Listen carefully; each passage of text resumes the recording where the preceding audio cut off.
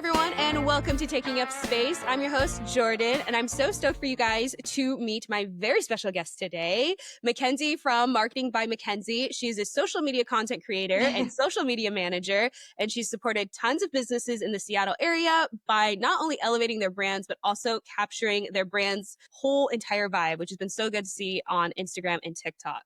Give a warm and friendly welcome to Mackenzie. Welcome. Thank you so much for having me. I'm so excited. I'm so excited to have you here. I've been watching your stuff on TikTok now, I think for like a couple of months, 6 months now. I think that's when I first found you. I was trying to look back at when I was messaging you. But, yeah, and it's been kind of, it's been interesting to watch you kind of like, you had like a brand shift that you did recently. So kind of just diving into that, like what inspired you to shift into social media management and content creation and do this whole rebrand, and kind of just tell us how you went about that process. Yeah, so I've been doing social media since about 2018 was like my first social media job. How it was is I was working at a local pizza restaurant and they wanted social media.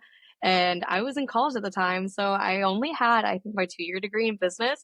And I know I always wanted to do something in marketing. I guess I just never knew what it was. So they were like, hey, like, do you want to just kind of like dive right in and take it over? And I was like, sure, why not? So that's kind of where I got, I guess, my first experience. It was super minimum because like I was still, a college kid. And then from there, I went to UW. And so when I went to UW, it was during COVID. So like everything was online. I had gotten a job at BMW, which is a location out in Fife. And so I started as a lawn attendant, and then I was doing my homework on my lunch breaks.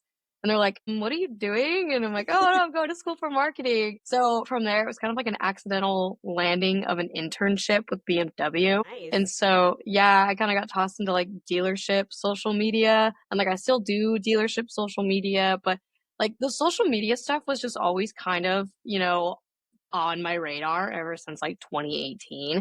But then how I picked up the more like content creation, like photography side of things was obviously as social media grew, so did the way people were doing content, and like content today and what we're posting on social media today is like night and day from what we did in like 2018, right? Super different. So obviously you have to adapt. So how it was at the dealerships, I got handed a camera and was just like, good luck, right? So I taught myself how to do photography back in 2022, and I loved it. I thought it was so much fun. And yeah, like maybe I was doing just cars, but at the same time, it was like, it was really easy to teach myself because it was a pretty easy subject because cars don't move, right? So I really taught myself how to do photography. From there, I started to learn more of the videography side of things and like how to work mics, how to work lighting, how to do all that. Yeah. So it was interesting teaching myself how to do it. So then that's kind of how Marketing by Mackenzie was born. I guess I combined all of them together, and then that's kind of how I ended up. And then the rebrand thing happened was because I was doing only like branding, photography, content creation stuff for a while during my business, but I was still working a 9 to 5. But then my 9 to 5 turned into me running a business now. So it went from me being employed to now being fully self-employed. So some of those dealerships became clients. And then I was like, well, I really got to restructure what I'm doing here and kind of make it work. So I had like rebranded my business, but then I was like, what I did, I didn't like. And it was so funny because I feel like I rushed into it, and it was just kind of like me being self-employed came so fast, and I was like, am I ready for this? And then I think I like me diving into it being, I was prepared for it. Like I was like, I've worked so hard for this. Like here it is. And then I think like once I hit it was like, it was different than what I expected, but I was able to navigate, but the rebrand came with that.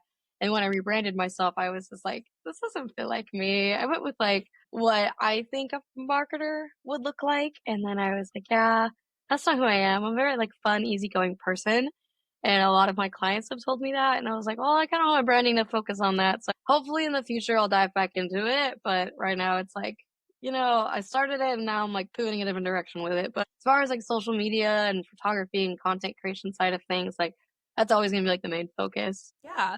I feel like eventually one of my goals is to move from the 9 to 5 life to this being my full-time gig and stuff. But how did you kind of come to that realization that you were like, okay, I am ready to make that leap?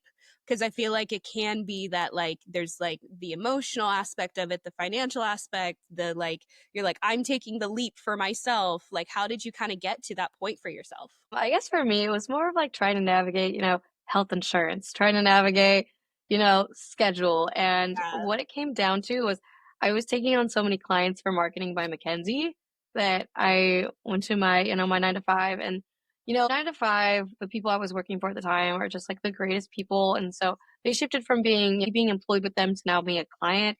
But I was employed with them for so long, and they know like it's Mini Cooper, and like I love Mini, and I've gotten so close with the staff there that some of them are pretty sad that they don't see me as often. I think for me, like, it was a very easy transition because of that. But Mhm. after I was signing all these clients and like the business was getting bigger, and I was like feeling like I was wearing so many hats that I was like, I think I would be able to provide a better experience of like social media if Mhm. I was able to, kind of create a better schedule for myself. And that's kind of what it came down to, was really just the scheduling. So after like a lot of prepping, planning, and trying to figure out like, oh, this is how it would work as me being self-employed. Then once I was able to kind of answer all those questions, that anxiety just went away. And then the people I was working for, luckily, were just so supportive over Mhm. doing it, and they're still so supportive of what I do, and they're so proud because a lot of them feel like they've just watched me grow. And yeah, I would definitely say find a good foundation to kind of like set yourself up for success. It's great to have a community, especially when you are kind of going out on your own and having that foundation to kind of not necessarily fall back on, but just to kind of give yourself more support.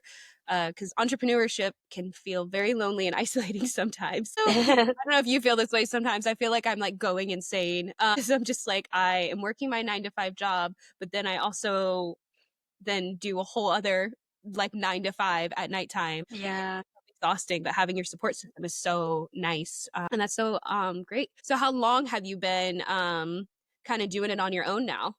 So this is actually month 2, so Month I'm still two? kind of new to this, Yeah. but it's been a lot of fun. Yeah. I would definitely say last month, like it was kind of like it wasn't crazy, but it was definitely just like, wow, like you've wanted this for so long and now here it is. And so I guess doing full-time entrepreneurship, I was always thinking it was something I couldn't do just because like the health insurance side of things, and then the other things that like a stable job provides, which is like, steady incomes and stuff like that. So I guess like once I was able to kind of nail that down, then it definitely relieved the anxiety. But I would say doing this on my own, it's a lot different from when you have, a manager that's like setting the expectations of you. And I Yeah. still have expectations of my clients of like what they want to see on their social media. But the nitty-gritty part of it really comes down to like you managing yourself and really taking responsibility as yourself, as your own boss. Yeah. And it's been an adjustment, but it's kind of like you find your flow and you find your way of doing things and you find your own structure. Cause I think structure really just sets it up for success as much as possible. Yeah. How do you kind of keep yourself accountable since you're kind of like, you're the manager, you're the boss, and everything? How do you kind of work through that for yourself? Schedule. Very Schedule. good schedule. I would say, because when I was doing this, when I was, 9 to 5 and then doing this on the side, my schedule was always so crazy and I was all over the place everywhere. And it got to a point where it was just leading to burnout because of like, I felt like I was wearing, like, I always joked around saying I felt like Hannah Montana because like one day I would be Mackenzie from Minnie. And Yeah. like I was always like in the content doing all that stuff. And then like I go on the weekends and all of a sudden I'm Mackenzie, right? From Marketing by Mackenzie. So I would say like setting it up to where when I did jump in this full time, I didn't feel like I was two identities. Now I feel like I'm one. And definitely the schedule part is what I think really helped me because then it's like for me, I have clients in Seattle, I have clients in Tacoma. Yeah. So when I was able to really get a schedule down with the clients and more of a structure down with the clients, I know that, hey, I'm going to start my week on Monday, knowing that I'm going to plan all the content for the week. Tuesday, I'll be in Seattle grabbing content. Wednesday, editing. And then Thursday in Tacoma getting content. Friday, editing. So then I can now have a weekend because I Yeah. haven't had a weekend in probably 2 years. Yeah, I can imagine, especially like, yeah, working the 9 to 5 and then trying to like balance like even a social life. So have you been able to kind of start incorporate more like balance into your life now that you have kind of become not just Hannah Montana, you're just Mackenzie? Yeah. Definitely the first month I think was like me trying to get like a grasp on it. But now that I feel like I've gotten in the flow of everything, I feel a lot more comfortable knowing that, hey, like at 5 o'clock, I can put the laptop down and not feel like I have this like stress of, oh my God, I need to edit. Oh my God, I need to get this done. Right. Yeah. Cause there was a couple days I would be working from home, but I would be glued to my screen for 12 hours. And I was like, yeah, this isn't healthy. So, but the touch grass theory, I think is like so important to me Mhm. because I would say definitely knowing that you can now allocate time at the end of your day just to put everything away. And it's like, as much as I love working in social media and working in content creation, sometimes you really just gotta like put the screen down. And then I Yeah. notice that when I take a break and I come back, I feel like so much more motivated. Yeah, I went on vacation recently and I went and I didn't realize like how much I had needed that until I got back and I was just like I was journaling even this morning where I was just like I feel more motivated, I feel like more creative and you don't realize it when you're in the thick of it how much you're just like kind of like just going like boom boom boom like down the line trying to Yeah. check everything off and then when you finally get to take a break in a moment you're like okay like I am a Yeah. creative person I was just getting a little Right. burnt out Yeah, because I feel like a lot of the times life becomes a checklist yes. and it's like it becomes way too much of a checklist so that it's like you kind of dive anything as like, okay, did I do this? Right, right, right. Yeah. And then it's like instead of just being able to slow down, I think is like definitely key to keeping yourself stable during, the whole entrepreneurship thing. Yeah. What is one thing about entrepreneurship that has been surprising? So, like in your recent journey? I would say, such a good one. It's like there's so many things I've found to be so surprising. Oh man, wow. I want to say the most surprising part is how much I've been able to learn from other people and the power of learning from other people. Because I think I wanted this for so long that and I'm a very like go-getter kind of person, right? Yeah. So when I got into this though, I've met a lot of other people and the power of learning from other people and taking inspiration from people has been the most surprising part because there's so many things it's like you think you may know and then someone else comes along and they have the power to teach you something and you're like I never thought of it that way. Yes. So I think being open to learning despite how many years you're into it is Yeah. definitely going to help you grow better as a person and better as an entrepreneur. Yeah. Yeah. That's great advice. I mean, just being able to be a student, taking the chance to be a student, like we can't be the expert in every single thing. And so when you take the time, Yeah. like, I actually don't know what that is. And someone Yeah, just explains it being to open you. to knowledge. Yeah. Yeah, because it's like you never know. It's like, I mean, I'm trying to think of like just like a quick example, but it's like you never know how like you could be doing something in such a difficult way and not realize it because you're just in the habit of doing it that way. And then someone's like, "Oh no, just click these two things." And you're like, "You just saved me like an hour and a half of work that I have built into my schedule." Yeah. And recently showed me that with one of the editing tools that I use. And I was like, "I was doing this manually." And they're like, why? I was like, because I thought I had to. So Yeah. I love learning from other people, especially people that are sincere about like uplifting you and Yes. teaching you. Because there's some people out there I think then sometimes beat you down, try to beat you down a little bit and not be as There's a lot of sincere. gatekeeping. A lot of gatekeeping, yeah, especially in entrepreneurship. I'm like, we don't have to be haters to each other. Let's just be No. open and kind to one another. Right. And so you mentioned like you are a self-starter, and I mean, it sounds like it. I mean, you taught yourself photography, you taught yourself social media, you kind of dove into the deep end. It seems like, what if you could talk to yourself, your 2018 self? What is one thing that you would tell her, um, about your life now?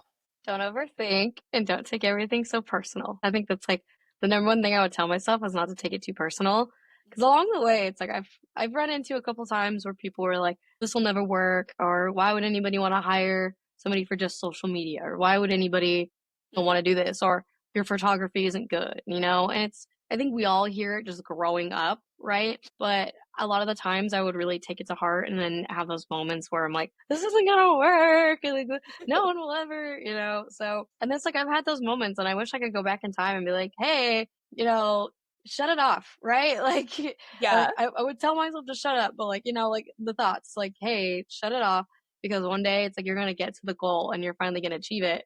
And it's like definitely having like the gratitude now of, mhm, hey, you're where you're at. And it's like I'm always looking to grow, but also it's like keeping the gratitude. So if I go back and tell myself in 2018 that, hey, this is actually going to work and don't take everything so personal. I think it's like number one. Yeah. Yeah, that's great. And you actually mentioned something that I wanted to bring up today, which is why I personally know why someone should hire a social media person because your girl is struggling, but she's not ready for that part yet. But like, why should someone hire a social media content creator and manager? Definitely to relieve burnout and to find somebody who really represents you and your business the best way possible. Because I guess when it comes to the dealership world, that's more so like those are bigger companies. So it's like they have to have a social media person. And it's only because it's just everybody plays a different role, right? But when you're talking to more like small business, then they can do it. And I fully like support people running their own social media if you're a small business. I'm like, and I definitely would love to provide like information to people. And there's been times where it's like I've hopped on calls with people and been like, hey, you could do this, you could try that and do this, right? Because it's like they don't always need it, but a lot of them come to me because they say, hey, I don't have the time because I'm wearing so many different hats. And this is so prevalent and so huge in today's world that it's kind of like if you don't have it, you're going to fall behind. And that's a lot of what I hear all the time is that if we don't have it, we're falling behind. And so that's where it's like I come in and I'm able to provide that. So I worked with so many like different people, whether it's a small business, independent, or if it's like, a big company. It all just boils down to having somebody to be able to not only showcase like a product or, what you are as like a whole, this business, Yeah. or be able to like showcase your voice too. And then so whenever I dive into these, I really try to get to know who my client is and what they voice are. I have massage clients, not massage clients, but like, massage therapist who is a client. So Yeah. I did like a whole branding thing with her for a while and we did like a whole separate like website thing. And then later on, she was like, no, I want you to come back and like help me with my social media. So it's just her by herself and she has an employee. But for her, it's like I was able to really capture her voice. So when you post, it's like it sounds like it's coming from her and not from, somebody running your social media. And that's always the goal I try to have. Yeah. How do you start to try to learn and capture someone's voice, and or like have that conversation with them so that they can feel like you are representing their brand and not trying to like quote unquote change them? So I've heard that's Yeah. some from other people that they're like, I'm worried that like they're gonna change my whole entire brand, which it's like, I don't think that's the point of a social media manager. So No, yeah. And like I know a lot of us probably go into it with a little bit of nervous, thinking, especially as an independent business owner, a lot of the times, like when it comes to corporations, they're more the brand's already set for them because it mhm, was already developed and there's like so much behind it that yeah, it's pretty easy to kind of get into because you're not really getting to know a person. yeah, But when I work with more small businesses and independents, I definitely sit down and I'm like, tell me about yourself. Like, even if it has nothing to do with the business, like tell me about who you are, what you like music, hobbies, etc. Because then mhm, it tells me a little bit more about who they are and what their values are just as a yeah, person because it always like translates into a business. For example, I have a lash artist I'm working with right now. And so when we sat down, she first was like, hey, like I kind of already have a brand, but like I feel so iffy about it. And we spent like 2 hours just talking about herself and what her goals were. And so I'll ask people, hey, can you show me inspo? But I always tell them that that inspo will never be copied. It's more of just as like inspiration of yeah, what they want to see themselves as. And definitely, I would think having that conversation about who the person is just outside of their business definitely kind of sets a little bit more the foundation of me getting to know them.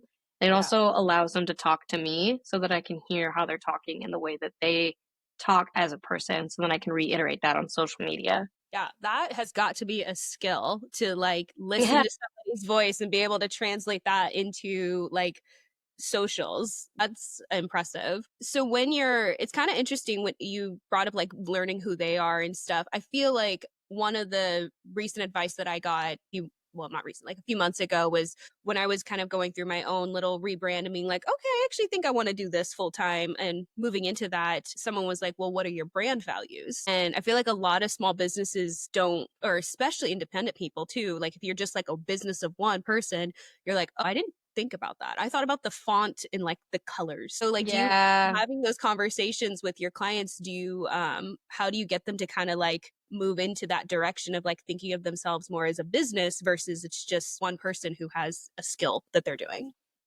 Yeah, because a lot of times I'll ask them like, "What's your mission?" Like your mission statement, and Mhm. that kind of sets a little bit more too, because that's related to brand values. Because when you're talking about your mission statement, you're more of like, what is your goal when you're working with people and working with your clients? So my massage therapist client, we have a slogan and it's turning chaos into chill, which is like, that's like her whole statement that she's using across everything. And it's pretty much she wants to be able to take somebody who maybe is like has a hectic life and a hectic schedule. And like I was one of those people. And I look forward now to my massage appointments because I'm like, okay, I can then unplug and just relax, right? And so we had to kind of bring that out of her on our conversations about like her brand values.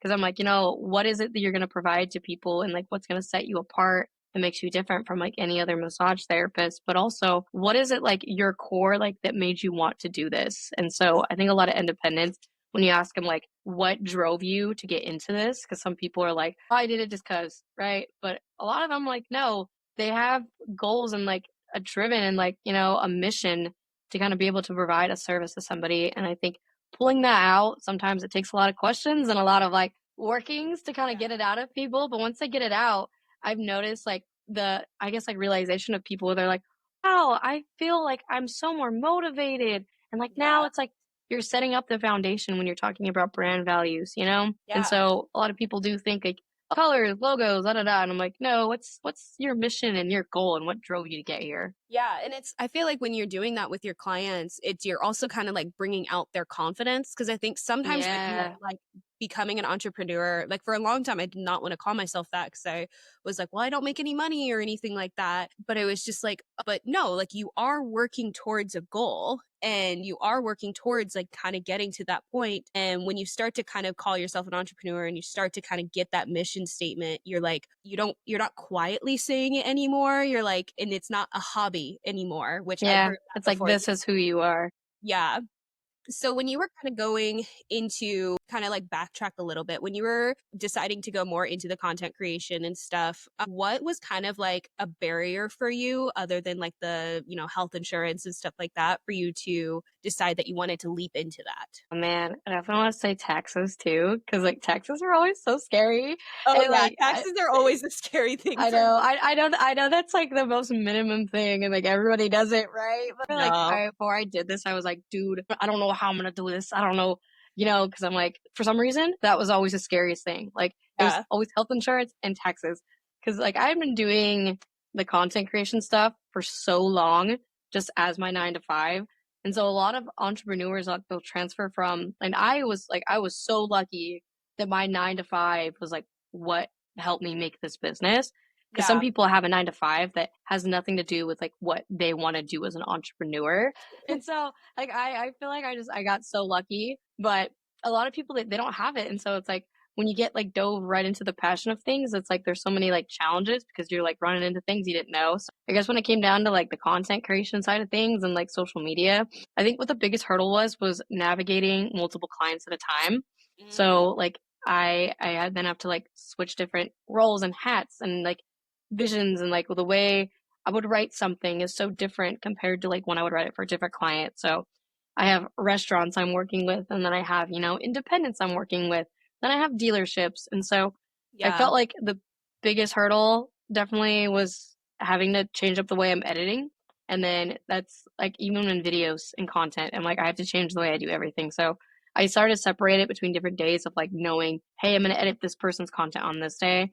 I'm going to edit this person's content on that day. So I'm not feeling like I'm hour by hour, like changing to a different person. And that's what I did when I first started. And like, that was a struggle. Yeah, because I feel like it's like I've talked about this on my podcast before, but it's kind of like even with like time blocking and stuff, it's like when you're doing too many different tasks where you're like, I have to do my laundry, I have to write a podcast episode, I have to take my dogs out, I have to go grocery shopping, I have to do all these things. It's like you kind of can't stay in the same brain space if you're constantly jumping around and doing things. And so I feel like that's very similar in that if you have let's say 10 different voice profiles that you're kind of trying to navigate, I feel like that'd be very difficult to do all in one day. I'm sure you probably have days where you have to do it that way, but I feel like if Yeah. you're like able to, you're like, I'm gonna go ahead and like maybe have the dealerships on this day and like the masseuse on this day because those are gonna be two different voices. But Yeah. that's Cause it's like, commendable they're all if you so go through that. different. Yeah. Yeah. They're all so different. And I'm like, the only, like, the biggest hurdle is like definitely changing your brains, you know? That's how I felt. And it's you know, it's great that they're all different too, because then it kind of gives you different things to look into and like different roles to play.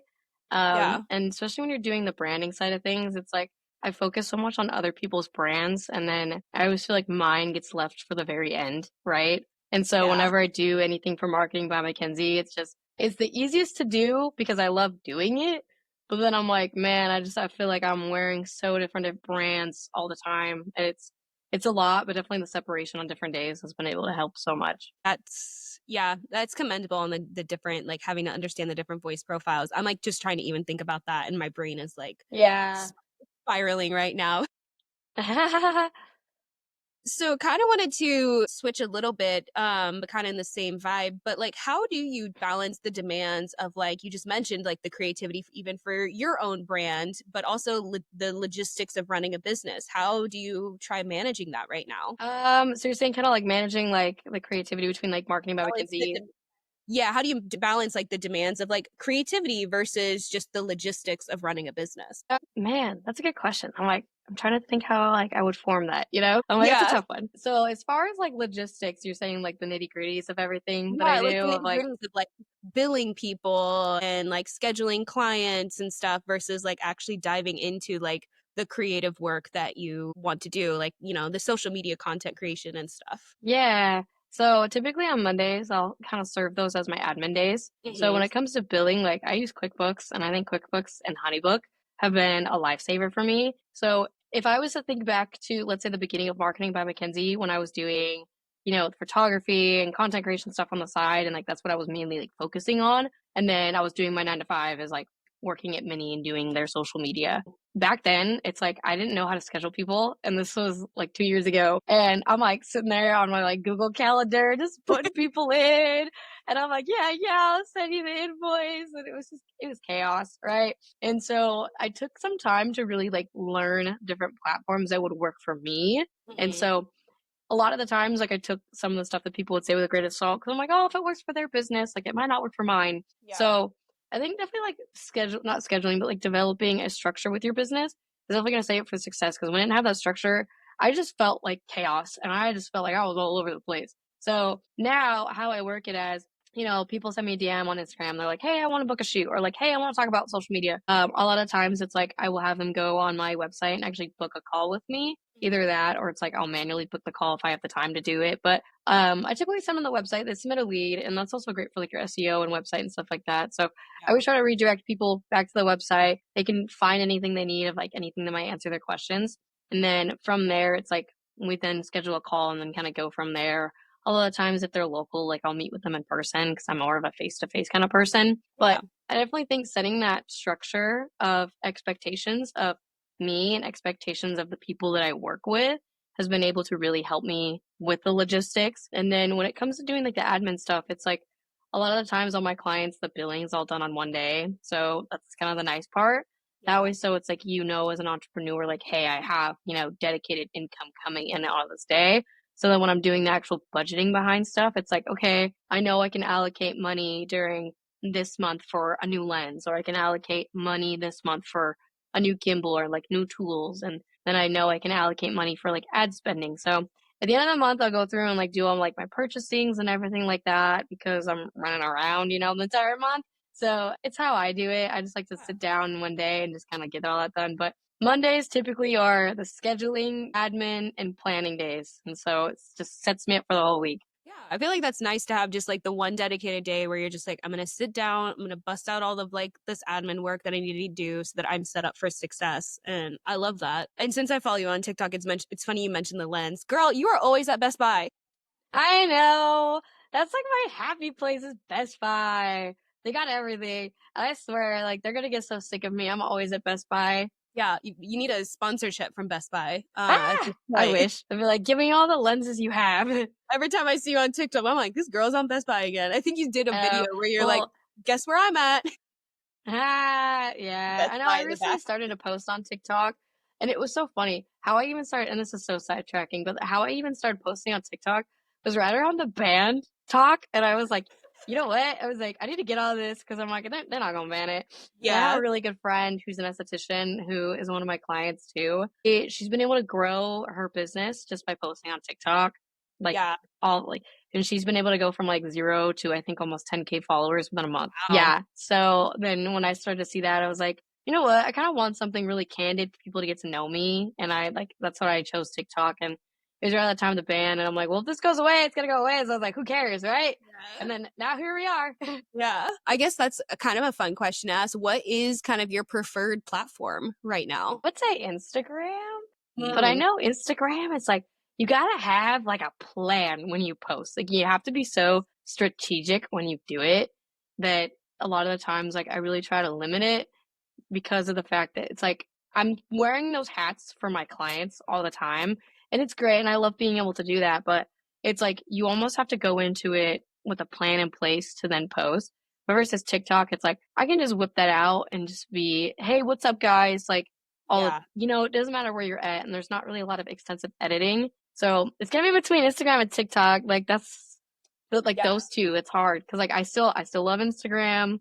I think it's great. I post on my fun carousels and more of like the fun stuff. But a lot of times I think on Instagram I have to send a message versus on TikTok, I can just open it up and be silly. Yeah, I definitely agree with that. I've definitely been struggling with Instagram because it just sometimes feels like a black box versus TikTok. I'm like, hey, what's up? Ah, I went and got red what's velvet going on, cake guys? today. Yeah. Yeah. And so, um, what is one platform kind of on the other side of that? What's one platform that you were like, I'm never touching that one? Man, I want to say Threads. I don't know why. Threads. I can never Yeah. get on Threads. Facebook? Meh. I have to agree with you on those ones. Yeah. Threads is Threads hard. and Facebook. Yeah. Yeah. Yeah. That makes sense. I just had a question. What do you kind of think about like people starting to use LinkedIn for content creation? I actually noticed that because I went on LinkedIn yesterday and I've been seeing a bunch of videos and I was like, when did this get here? Because I feel Yeah. like LinkedIn went from being such a employment app, to really Yeah. now being like a networking app. And I feel Mhm. like they restructured to being, that app you use to get a job to now being the app that you can network and connect with people. And it's really shifted more into like, I don't know if it went from like being Indeed to now Yeah. being like a social media platform. So I recently started to share on there a little bit more because of that. And so a lot of the times it's like I have people from like my college days that I've been connected with on there, and so it's kind of cool when I go back on there and I can see those people again and they can see what I've been up to too. And then it's Yeah. like more like opens up a door for networking. And I don't think it's like you have that, I guess, chase for views and followers and likes on LinkedIn because it's like you can go on there and share something and it's all these people that you've connected with throughout your life and they're like, awesome, great. So you're Yeah. not really posting to get engagement. I think you're just posting just to be able to start a conversation. And that's kind of what I love about it. Yeah. It kind of, I heard someone was talking about it. They're like, it's like what Facebook wanted to be when Facebook first came out. Yes. It's like, it's more about the community versus like you're trying to get a job out of somebody or you're being, I do have to say, I do miss like the 2008 Facebook days where it was like Oh, where yeah. people were messy and posting their trauma and Ah, stuff like that and whose now it's like you cousin got all slept those with who. neighborhood groups. Yes. Oh, yeah. The neighborhood groups on Facebook are Kind chef's of kiss. something. Yeah. Yeah. Yeah, I've been curious about the LinkedIn and curious to see where it kind of goes because it feels like it's slowly been turning more and more into a social media platform. And I've just been seeing some of the bigger content creators that I grew up with. They're starting to post on there, and I'm like, what are you doing Is this here? You need like, a job? What's one part of your job that people don't see on social media? man, that's a good question. I want to say like the more planning of everything, definitely Mm, going back to that because like I don't really share it too often, but and I definitely want to say the amount of traveling I do. So I purchased a new car back in December. I already put 10,000 miles on it because that's how much traveling I do. And I don't think they see a lot of the sacrificing I make to be able to do what I do for people and the amount of juggling I do. Because I mean, those are things I don't really share too often. Every now and then it's like I'll have like a vulnerable post where I feel like I need to share something that's a little more personal to me. And I definitely think breaking that is kind of like allows people to get to know me and not like me as a character. I never wanted to feel like a character whenever I put anything on with Marketing by Mackenzie. I just wanted people to be able to see me and know that if they're gonna work with me, this is like what you get. Yeah. So, because I think a lot of the times, a lot of creators then fall into like a character side of them,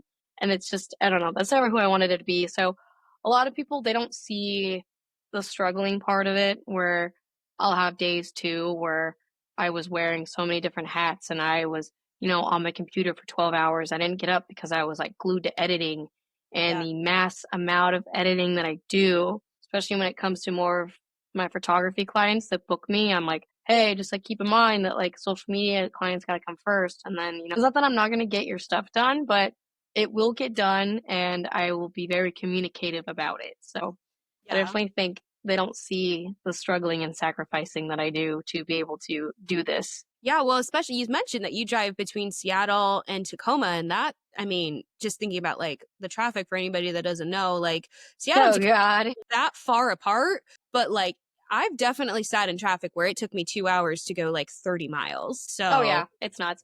Back when yeah. I was working my 9 to 5, so I'm from the Puyallup area, and my 9 to 5 was in Lake City. So that was Seattle. It's I was past Seattle. wondering if that's where you were because I have to drive by that area to drop my dogs off at Yeah. daycare. And so I was like, there's not too many places in the Seattle Yeah. area. So I'm from Puyallup, and so it would take me 2 hours to get to work and then 2 hours to get home.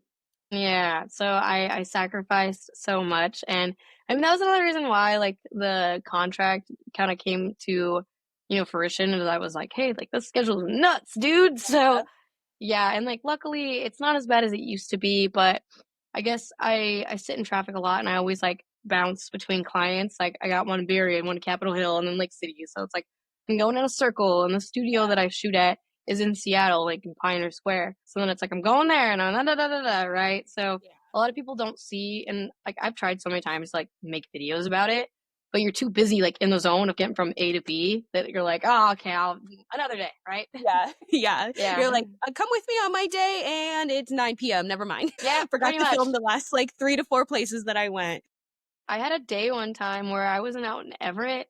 So I went from Everett to Lake City to no, where it's not Bothell. Oh my gosh, Ballard. So I went from Everett, Lake City, Wow. Ballard, and then to Capitol Hill, and then back home all in one day. That north to south is not bad, but having to go east to west in Seattle, Yeah. again, for people that don't know, Seattle is like a 15-mile city radius, but going north to south is not too bad. But east to west, there's no direct roads. And so you're constantly switching to different roads. You're constantly going north for a little bit, then you're going west. It's a whole, and there's constant construction in Seattle. So Yeah. Oh my God, I always feel like I'm just sacrificing my time and life in a car. yes. Yeah. So then do you have like range limits of how far you will travel? Because I mean, all the way up to Everett, that's pretty hefty. That's That's about as far as I'm gonna go, to be okay. honest.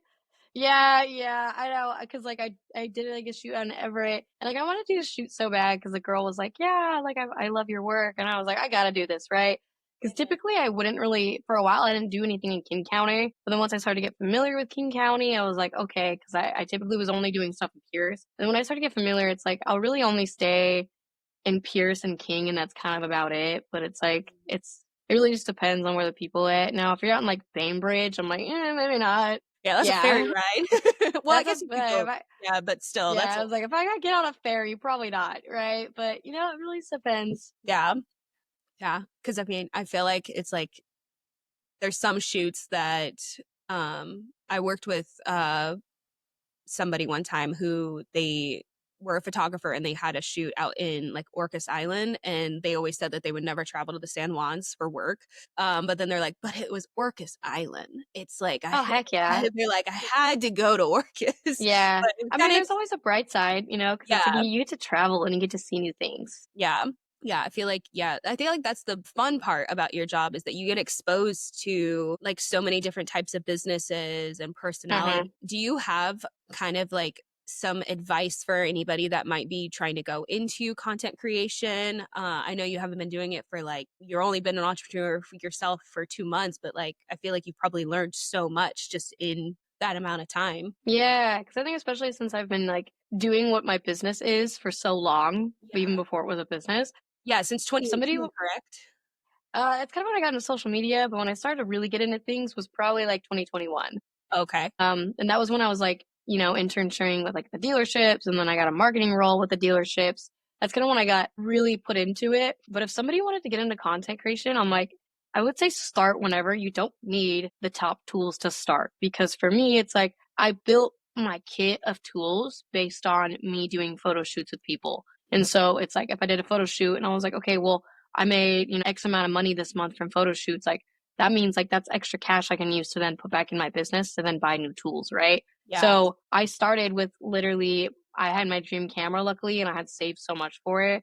And it was a Sony A7 III and then a kit lens. And I was out there doing photo shoots all the time and networking as much as I could just to kind of like get my name out there.